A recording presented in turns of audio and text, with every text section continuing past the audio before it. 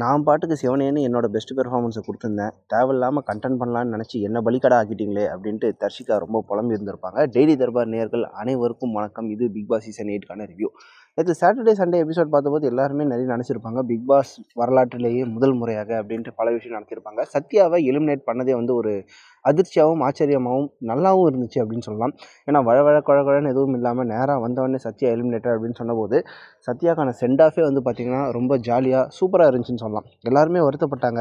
And அதே சமயம் சந்தோஷமாக எல்லோரும் வந்து ஒரு புஷ்அப்ஸ் எடுத்து ஒரு சல்யூட் பண்ணி ஒரு ஆர்மி மாதிரி எல்லாம் அமுச்சு வச்சது வந்து நேயர்களுக்கும் நல்லாவே இருந்துச்சு. அந்த ரொம்ப எமோஷ்னலாக ரைட் பண்ணாத மாதிரி இருந்தது. அது ஓரளவுக்கு நல்லாவே இருந்தாலும் அருண் விஷயத்தில் ரொம்பவே ஒரு தலைபட்சமாக நடந்துக்கிட்டார் விஜய் சேதுபதி அப்படின்னு தான் சொல்லணும். ஏன்னா அருண் ஒரு விஷயத்த சொல்ல வராரு. நம்ம விஜய் சேதுபதியை பொறுத்த வரைக்கும் அவர் மைண்டில் நினச்ச பாயிண்ட்டை வந்து நம்ம சொல்கிற வரைக்கும் நம்மளை விட மாட்டார். ஏதாவது ஒன்று பண்ணி தாளிச்சுன்னு இருப்பார்.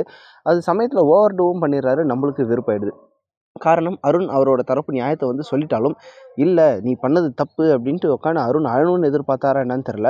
திரும்ப அதே பாயிண்ட்டை சொன்னார். அருண் ஒரு கட்டத்தில் வெறுத்து போயிட்டு எனக்கு இது என்ன சொல்கிறதுனே தெரில சார்ன்னு சொன்னதுக்கப்புறமும் பிக் பாஸ் மாதிரியே வாய்ஸ் ஓவரில் வந்து அவர் பேசி பெர்ஃபார்மன்ஸ் பண்ணதெல்லாம் விஜய் சேதுபதி போதும்பா நீங்கள் பேசினது போதும், அருண் பேசினது கூட நாங்கள் புரிஞ்சுக்கணும் அப்படின்னு நம்மளே சொல்கிற அளவுக்கு தான் அந்த பெர்ஃபார்மன்ஸ் இருந்தது. பட் சாட்டர்டே எபிசோடை விட சண்டே எபிசோடு வந்து ரொம்ப தாறுமாறாக போச்சுன்னு சொல்லணும். ஜவ்வாக இழுத்தாங்க. காரணம் ரஞ்சித்துடைய கேப்டன்சி பற்றி எல்லாருக்கிட்டையும் கருத்து கேட்டதே வேஸ்ட்டு அப்படின்றது தான் நம்மளோட ஒப்பீனியனாக இருக்குது. ஏன்னா ரஞ்சித்தோட கேப்டன்சி சரியாக பண்ணலன்றது எல்லாருக்கும் தெரியும். விஜய் சேதுபதியாவது அவர் ரோஸ்ட் பண்ணியிருந்தாருன்னா கூட பரவாயில்ல. அதுவும் பண்ணாமல் எல்லாருக்கிட்டையும் ஃபஸ்ட்டு கருத்து கேட்டுட்டாரு. எல்லோரும் அதை சொல்லிட்டாங்க. நெக்ஸ்ட்டு ரஞ்சித்துக்கிட்ட நீங்கள் என்ன பண்ண போகிறீங்க அப்படின்னு கேட்டால் ரஞ்சித் திருப்பி அதே தான் சொல்ல போகிறாரு. ஏன்னா அவரோட நேச்சர் இதுதான்றதை அவர் எஸ்டாப்ளிஷ் பண்ணுறதுல அவ்வளோ குறியாக இருக்கும்போது விஜய் சேதுபதி கிட்ட மட்டும் எதுக்கு மாற்றி சொல்ல போகிறாரு? இதுதான் ஒரிஜினல் ரஞ்சிதா, அதுதான் ஒரிஜினல் ரஞ்சிதான்னு 1008 கேள்வி கேட்டாலும் எதற்குமே அசராமல் அதே மாதிரி ஒரே பதில தான் ரஞ்சித் அவர்கள் சொல்லியிருந்தார். ஸோ விஜய் சேதுபதி ரஞ்சித் அவர்கள்கிட்ட இவ்வளோ நேரம் டைம் வேஸ்ட் பண்ணது அப்படின்றது வந்து பார்க்குறதுக்கே நம்மளுக்கு போர் தான் அடிச்சுது. And coming to the important point, Darshika versus Vijay Vishal இது என்ன ஆச்சு அப்படின்றது நிறைய பேருக்கு குழப்பமாக இருந்திருக்கும். ஏன்னா இது ஒரு கண்டென்ட்டுக்காக தான் பண்ணாங்களா, இல்லை உண்மையான லவ்வா, இல்லை அந்த தர்ஷிகா பொண்ணு தான் தேவையில்லாமல் இந்த லவ் கண்டென்ட் சிக்கிரிச்சா அப்படின்ற குழப்பம் பல பேருக்கு இருந்தது. அதில் விஜய் விஷால் ரொம்ப தெளிவாக தான் இந்த கேம் ஆடி இருக்கிறாரு அப்படின்றத வீடியோ பார்த்த எல்லாருக்குமே தெரியும். ஏன்னா தர்ஷிகா வந்து உண்மையிலே ஸ்டார்டிங்கில் வந்து 2 வாரம் நல்லா தான் விளையாடிருந்தாங்க. அது விஜய் சேதுபதி அவர்களே நிறைய விஷயத்தில் இன்டெரக்டெல்லாம் சொன்னாங்க. நீங்கள் வந்த உடனே 4 வாரம் சூப்பராக ஆடினீங்க, அதுக்கப்புறம் தான் குறைஞ்சிச்சு அப்படின்ட்டு. விஜய் விஷால் கூட அவங்க பண்ண 10 பைசாவுக்கு பிரயோஜனம் இல்லாத கண்டென்ட்டை குறிப்பிட்டு தான் அவர் சொன்னார். நீங்கள் வெளில போகும்போது கூட நீங்கள் என்ன தப்பு பண்ணீங்க அப்படின்றத உங்களுக்கு நெருக்கமானவர்கிட்ட சொல்லிட்டு போங்க அப்படின்ற மாதிரி விஜய் சேதுபதி சொன்னார். அந்த பொண்ணு நேராக விஜய் விஷால் கிட்ட தான் போய் சொன்னாங்க. இதில் என்ன பியூட்டினா, நம்மளுக்குன்ற ஒரு விதி என்ன இருக்குதுன்னு தெரியல, நம்ம வெளியில் வந்து மீட் பண்ணுவோம் அப்படின்னு சொல்லிட்டு ரிங்கு கொடுக்குறாங்க. இது வந்து காதல் இல்லை, வெறும் ஜஸ்ட் கண்டென்ட் மட்டும்தான் அப்படின்னா நமக்கு என்ன விதியில் இருக்குதுன்னு தெரியலன்ற வார்த்தையெல்லாம் நிச்சயமாக யூஸ் பண்ணிக்கிறதுக்கு வாய்ப்பு குறைவு தான். ஸோ விதியை பற்றி அவங்க பேசுகிறாங்க அப்படின்னா நிச்சயமாக ஒரு கண்டென்ட்டை தவிர்த்து ஒரு உறவு அப்படின்றது அங்கே டெவலப் ஆகிருக்குது அப்படின்றத நம்மளால் புரிஞ்சிக்க முடியுது. உண்மையிலே தர்ஷிகாவை பொறுத்த வரைக்கும் அது ஒரு ஸ்ட்ராங்கான ஃபீலிங்ஸாகவே இருந்திருக்கலாம். அதனால தான் அவங்க ரிங்கை கழட்டி கொடுக்குறாங்க. ரிங்கே கழட்டி கொடுக்குறாங்க அப்படின்றது வந்து சாதாரணமாக கடந்து போகக்கூடிய ஒரு விஷயம் கிடையாது. பட் விஜய் விஷால் இந்த விஷயத்தில் ரொம்ப ரொம்ப ரொம்ப உஷாராக தான் காய் நகர்த்துறாருன்னு புரியுது.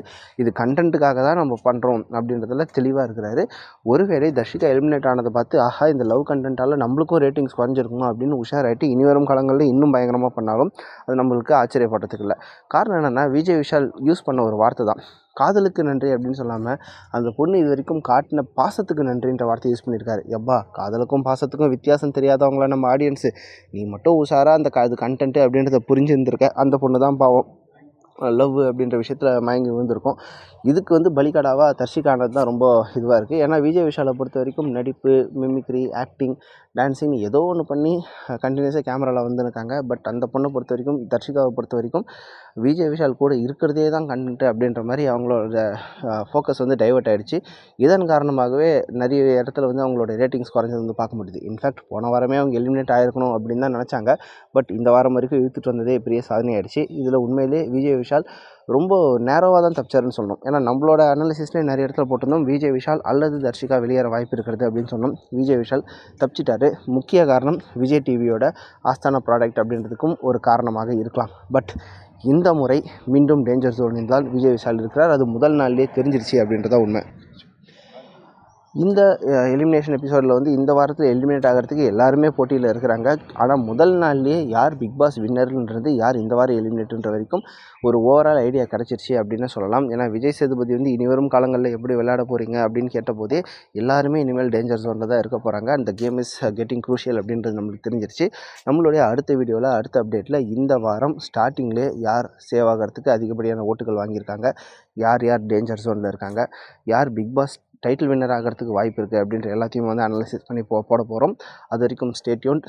இப்போது இந்த நிலமையில் உடனடியாக வீட்டை விட்டு வெளில போகிறதுக்கு யாருக்கு சான்ஸ் இருக்குது அண்ட் யார் வெற்றி பெற வாய்ப்பு இருக்குது அப்படின்ற உங்களுடைய கருத்துக்களை வந்து கமெண்ட் பாக்ஸில் மென்ஷன் பண்ணுங்கள். மீண்டும் இன்னொரு வீடியோவில் சந்திப்போம். நன்றி.